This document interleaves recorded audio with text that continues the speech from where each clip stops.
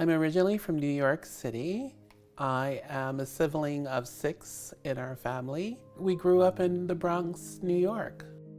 I've been a bit of an entrepreneur all my life. I've always had a passion for fashion, and even as a child, I had my own style, and I went out and I did odd jobs to pay for my own clothing. But before fashion, I was just interested in being a ham on stage. I used to entertain around my neighborhood for the children. I could sing, and I would dance and perform. And as I got older, I was gifted a gift from my uncle, who paid for me to go to the dance school of Harlem. So I always thought I was going to be a Broadway dancer, but that didn't come to fruition. But modeling did. I was offered a lot of modeling jobs because I lived in New York City and I was very tall and striking. So I was introduced to the modeling world in Manhattan, did a lot of fashion shows, traveled a bit, lived in Washington, D.C., worked for Yves Saint Laurent, worked for different well-known designers, and that's how my modeling career started. And from there, I did travel to Canada finally as a variety group, singing and performing and traveling all through Canada. One of my first experiences singing at the Calgary Stampede. And from Calgary, we worked my way into British Columbia and did a few jobs and singing and performing in British Columbia, and liked British Columbia and started living here. And when I first came to Nanaimo, I didn't see any black people, so I thought I was in a foreign land. Like, what kind of land is this that doesn't have black people? That's what I told myself.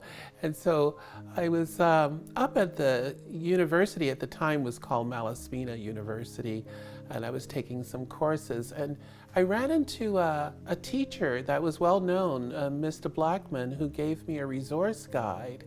And the resource guide had all these wonderful stories about black pioneers here on the island, and that was brought here from Sir James Douglas, who was one of our chief factors back in the 1800s. So I had interested in it and took it to my professors and asked them if I could use this as a curriculum. I was allowed to do that. And from there, we started a core group. I found that there was a wonderful professor, black professor, who was retiring, and she was the only one that brought information out. And I followed in her footsteps and used her staff, and we created a core group.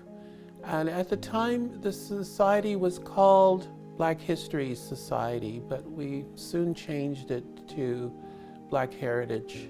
And Heritage just incorporated all kinds of people, because when we started with the society, when we first had the core group, we had 99 people that showed up, and these people were all from all walks of life. They were people that were adopted, people who had mixed parenting, all kinds of ways that the black influence was there. So we just started our society, and here we are 14 years later, and continuing to do our work after 14 years. We've created a wonderful magazine called the NAHS magazine, and it's full of lifestyle of our island and beautiful people, places, and mom and pop shops, and fashion and food, and you name it. And it's being received very well, and it's trending on the island very well.